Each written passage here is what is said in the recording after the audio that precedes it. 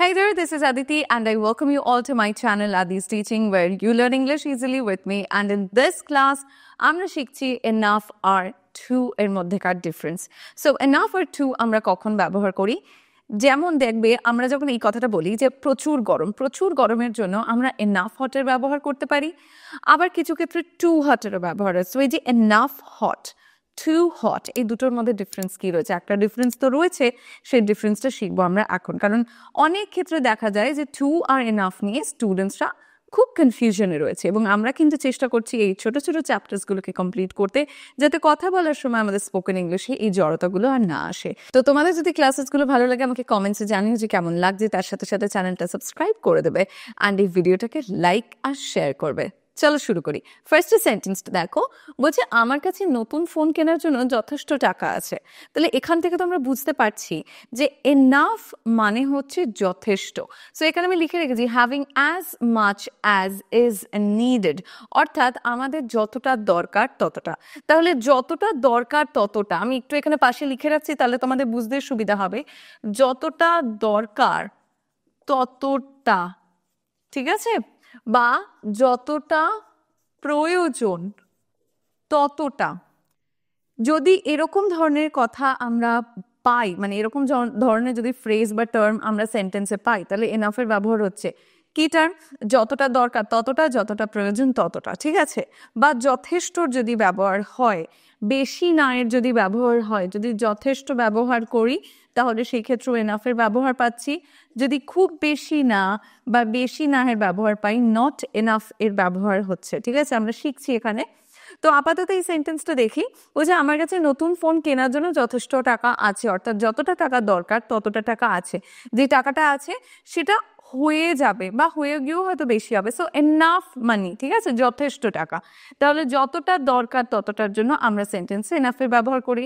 পরেরটা বলছে সেই বক্সটি তুলতে যথেষ্ট শক্তিশালী, তার মানে এই বক্সটি তোলার মতন তার অনেক ক্ষমতা আছে, তার যথেষ্ট ক্ষমতা আছে।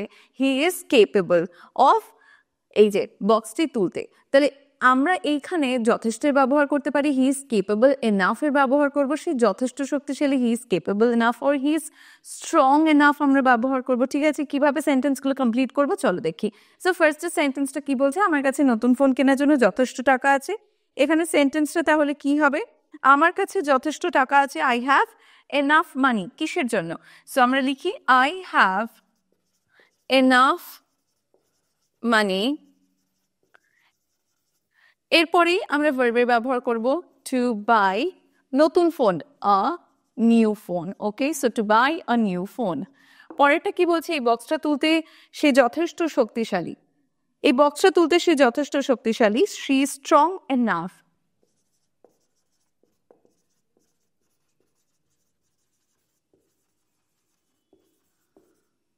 to lift this box. Okay, next sentence দেখি। তাদের কাছে প্রকল্প শেষ করার জন্য খুব বেশি সময় নেই। দেখো, খুব বেশি নেই বলেছে বা বেশি না বলেছি বা খুব বেশি নেই, তাহলে সেই ক্ষেত্রেও হবে খুব বেশি নেই বা বেশি নার ক্ষেত্রে এনাফের ব্যবহার হবে নট এনাফ। তাদের কাছে প্রকল্প শেষ করার জন্য খুব বেশি সময় নেই, that means not enough time, তাই না?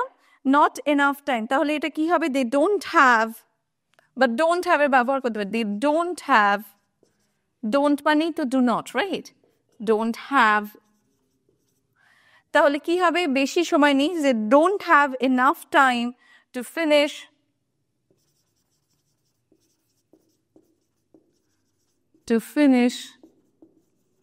the project. Okay, next sentence কি বলছে? সে যথেষ্ট পরিষ্কারভাবে কথা বলে, সে যথেষ্ট পরিষ্কারভাবে কথা বলে, সে কথা বলে, হি স্পিক্স পরিষ্কারভাবে, clearly enough, he speaks clearly enough.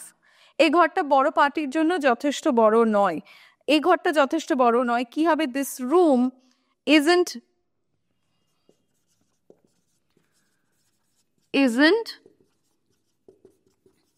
big enough,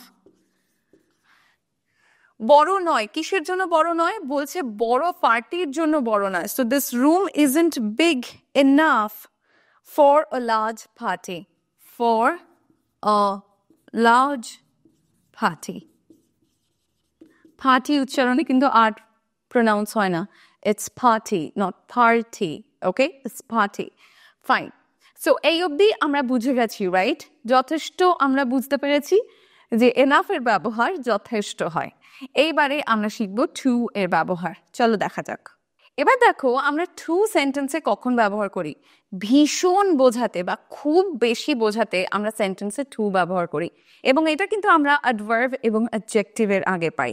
যেমন দেখো এখানে আমি লিখেছি মোর দেন নেসেসারি অর এক্সেসিভলি, মানে দরকারের অতিরিক্ত অর্থাৎ খুবই বেশি, এবং এক্সেসিভ পর্যায়ে। তো যখন কিছু এক্সেসিভ পর্যায়ে থাকে তখন আমরা টু এর ব্যবহার করি অ্যাডজেক্টিভ বা অ্যাডভার্বের আগে। যেরকম খুবই কেউ যদি কথা বলে তাহলে আমরা বলবো টু টকেটিভ। ওকে, ভীষণ গরম, টু হট। আমি যদি বলি খুবই রুড, টু রুড। এখানে টু এর ব্যবহার এক্সেসিভলি বোঝানোর জন্য ব্যবহার হচ্ছে। টু এর আর একটা ব্যবহার আমরা পাই, সেটা হচ্ছে অলসোর বদলে, যে আমিও তোমার সাথে যাচ্ছি, I am going with you too, অর্থাৎ I am also going with you. অলসোর বদলেও আমরা টু এর ব্যবহার পাই, বাট এখানে যেহেতু এনাফের কম্প্যারিজনে টু এর ব্যবহার শিখছি, সো আমাদের বোঝা দরকার আমরা টু ব্যবহার করি এক্সেসিভ পর্যায়ে কিছু বলার জন্য। যেমন এই ব্যাগটা আমার কাছে বহন করার জন্য খুবই ভারী, মানে আমি এই ব্যাগটাকে বহন করতে পারবো না, এটা খুবই ভারী। এখন বাইরে যাওয়ার জন্য খুবই গরম, অর্থাৎ এখন বাইরে যেতে পারবো না, ভীষণ গরম। তাহলে চলো সেন্টেন্সগুলো আমরা লিখি। এই ব্যাগটা আমার কাছে বহন করার জন্য খুবই ভারী। এখানে সেন্টেন্সটা হবে this bag is too heavy. Too heavy মানে ভীষণ ভারী, রাইট? খুব ভারী বলেছে, তার জন্য টু হেভি হচ্ছে this bag is too heavy for me to carry. Next বলছে এখন বাইরে যাওয়ার জন্য খুবই গরম, ভীষণ গরম। It's too hot, it's too hot to go outside. That means I can't go outside now, it's too hot, or we can't go outside now, it's too hot. এই খাবার শিশুদের জন্য খুবই মশলাদার। This food is too spicy for children. Next, সে তার ফোনে খুব বেশি সময় ব্যয় করে, খুব বেশি সময়, too much time। তাহলে এখানে কি হবে? He spends too much time ফোনে ব্যয় করে। ফোনে ব্যয় করে ইংলিশ কি হবে? on his phone। নেক্সট কি বলছি? তুমি খুব বেশি পরিশ্রম করছো, তাহলে খুব বেশি পরিশ্রম করা ইংলিশ হবে ওয়ার্কিং টু হার্ড। তাহলে এখানে হবে you are working too hard, right? Too hard, বোঝা গেছে? You are working too hard. So এই ক্ষেত্রে আই হোপ যে তোমরা এনাফ আর টু এর মধ্যে যে ডিফারেন্সটা রয়েছে সেটা ক্লিয়ারলি একদম বুঝতে পেরেছো। তাহলে টু আমরা কখন ব্যবহার করছি? খুব বোঝাতে বা খুব বেশি বা আমরা ভীষণ বোঝাতে সেন্টেন্সে টু এর ব্যবহার করি। ওকে, যদি আমি বলি খুব বেশি না, তাহলে নট টু। যেরকম এই খাবারটা খুব বেশি বাচ্চাদের জন্য স্পাইসি না, this food is not too spicy for children, তখন নট টু হয়ে যাচ্ছে। ফাইন, সো এই অবধি I believe it's clear to you. তাহলে তোমাদের জন্য রয়েছে একটা ওয়ার্কশিট, একটা ভীষণ ছোট্ট সুন্দর ক্লাস ছিল বাট ভেরি ইম্পর্টেন্ট। ওয়ার্কশিটটা কমপ্লিট করো, তাহলে বুঝতে পারবে তোমরা কতটা শিখেছো। And I hope your worksheet is done. Answer আমি নিচে কমেন্টসে পিন করে দিচ্ছি তোমাদের জন্য। ক্লাস ভালো লাগলে লাইক করো, চ্যানেলটা সাবস্ক্রাইব করো, আর এই ভিডিওটা শেয়ার করে বাকিদেরও ইংলিশ শেখার জন্য ইন্সপায়ার করো। Thank you so much for today.